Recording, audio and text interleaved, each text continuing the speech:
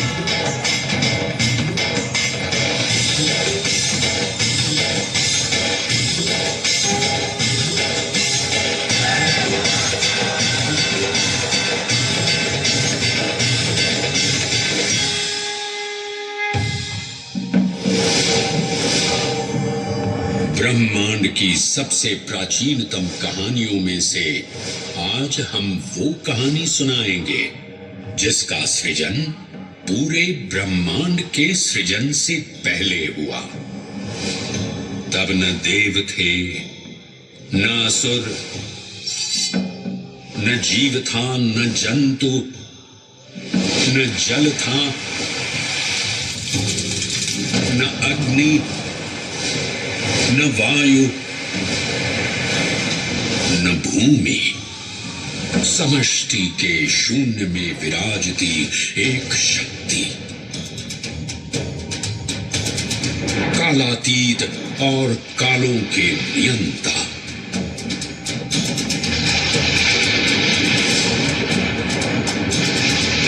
विधाता भी और विध्वंसक भी, अखंड, अचल, अविनाशी। ये कथा है उस महादेव के महाकाल स्वरूप की, जो सृष्टि के आरंभ भी हैं और काल के आगमन भी हैं। वे ही काल के सृजन करता और नियंत्रण करता भी हैं।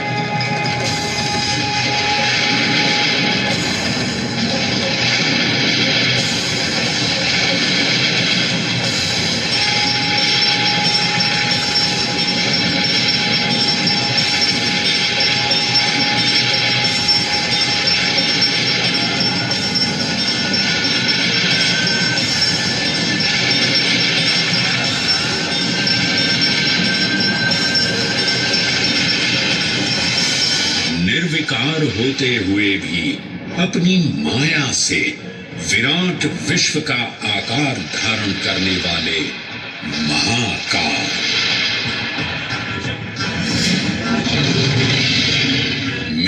गिरी को धनुष और भगवान विष्णु को बाण बना दैत्यों के 3 पुरों का नाश करने वाले महाकाल। वो महाकाल जो तीनों लोकों में विद्यमान सभी शिवलिंगों में प्रधान है।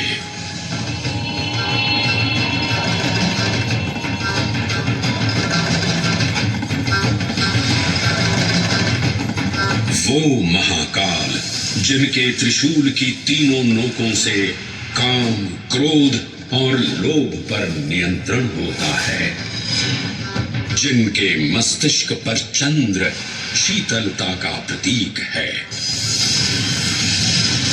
और जिनकी सवारी नंदी के 4 चरण सत्य, दया, दान और तप का चिन्ह है।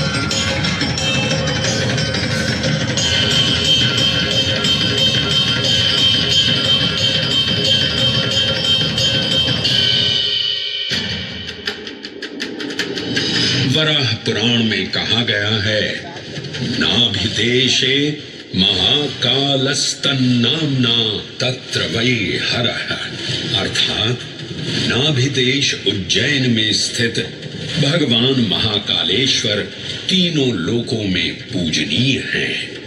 आकाशे तारकामलिंगम पाताले हाटकेश्वरम मृत्युलोके महाकालम सर्वलिंगम नमोस्तुते। आकाश में तारक लिंग के रूप में, पाताल में हाटकेश्वर के रूप में और मृत्युलोक में महाकाल के रूप में स्थित भगवान शिव को प्रणाम। समस्त लिंग स्वरूपों में विद्यमान भगवान शिव को सादर नमस्कार। नाभिदेश उज्जैन का अटूट बंधन है महाकाल के साथ, जो महाकाल स्तोत्र में उल्लिखित है। उज्जयिन्याम महाकालम महाकालेश्वरम हरम महाकालम महायोगिनम नमामि पार्वती पतिम। तो चलिए मैं आपको कथा सुनाता हूँ इसी महान उज्जैन नगर की। उज्जैन, जिसे संस्कृत साहित्य में अवंतिका, विशाला, कुशस्थली, पद्मावती, कनकश्रृंगा, स्वर्णश्रृंगा, प्रतिकल्पा, कुमुदवती और अमरावती के नाम से पुकारा गया। उज्जैन, जो मनुष्य को मोक्ष प्रदान करने वाली 7 नगरियों में से एक है। उज्जैन, जहां 84 महादेव का आशीर्वाद प्राप्त है। उज्जैन, जिस पर सदा ही कृपा रहती है महाकाल की। यहाँ सतत क्षिप्रा नदी की निर्मल धारा बहती है। डमरू के नाद से जीवन को ऊर्जा मिलती है। घंटियों की झंकार मन को आनंदित करती है और यहाँ का आकाश शिव आशीष स्वरूप है। श्मशान ऊषर क्षेत्र पीठम तु मनमेव च पंचकत्र न लभ्यते महाकाल पुरद्दते। यहाँ पर श्मशान, ऊषर यानी अनुपजाऊ भूमि, क्षेत्र अर्थात पवित्र भूमि, पीठ यानी शक्ति स्थान और मन अर्थात आध्यात्मिक शांति का स्थल, पांचों एक ही स्थान पर उपलब्ध है। ये संयोग महाकाल की नगरी उज्जैन की महिमा को और गरिमामय बना देता है। उज्जैन के इस अलौकिक स्वरूप से प्रभावित हो महाकवि कालिदास अपने काव्य मेघदूत में लिखते हैं, हे जलधर, यदि महाकाल के मंदिर में समय से पहले तुम पहुंच जाओ तो तब तक वहां ठहर जाना जब तक सूर्य आंख से ओझल न हो जाए। शिव की संध्याकालीन आरती के समय नगाड़े जैसी मधुर ध्वनि करते हुए तुम्हें अपने धीर गंभीर गर्जनों का पूरा फल प्राप्त होगा। ये संध्या आरती जिसे कालिदास ने सराहा है अत्यंत महत्वपूर्ण है, क्योंकि ये वो प्रहर है जब सभी देवी देवता गंधर्व यहाँ उपस्थित होते हैं।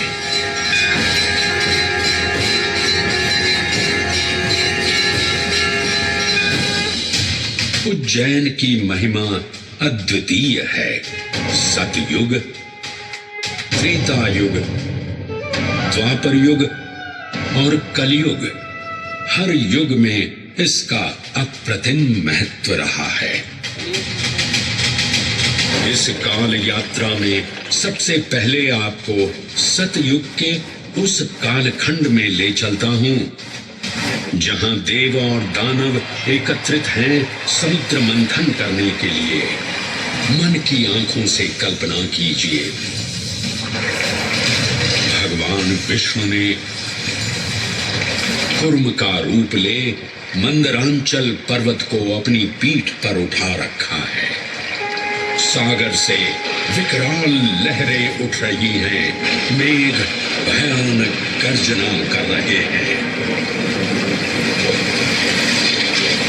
देव और दानव वासुकी सर्प को नेति बना और मंदार पर्वत को मथनी बना सागर को मथ रहे हैं कि तभी जल का पाप कालकूट विष निकलता है और पूरी सृष्टि को अपने ताप से झुलसाने लगता है।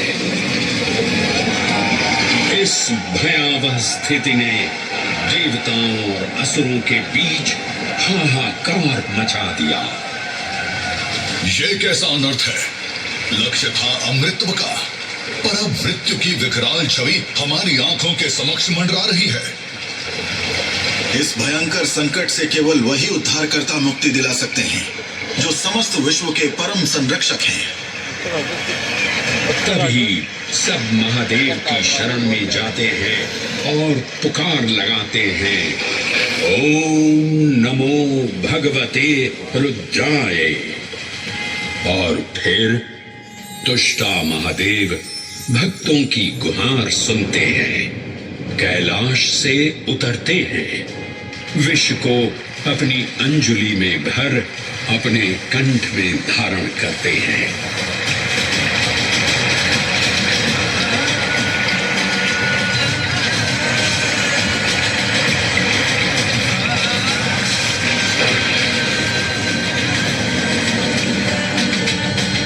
अंततो गत्वा सागर मंथन से अमृत कलश प्रकट होता है।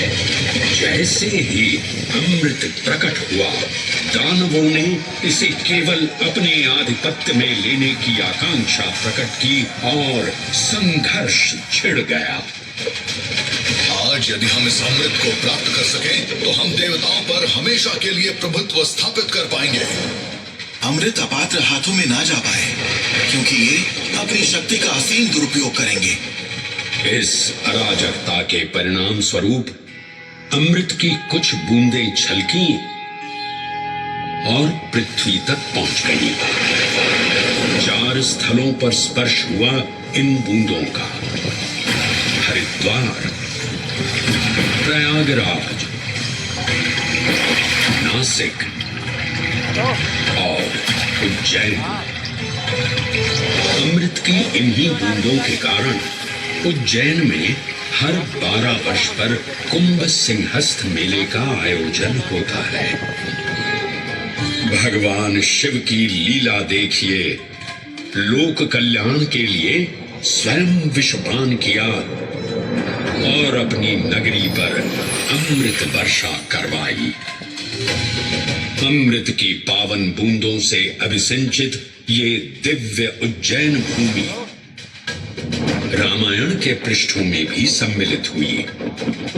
सतयुग के बाद त्रेता युग में माता सीता की खोज में वानर सेना का यहाँ आगमन हुआ।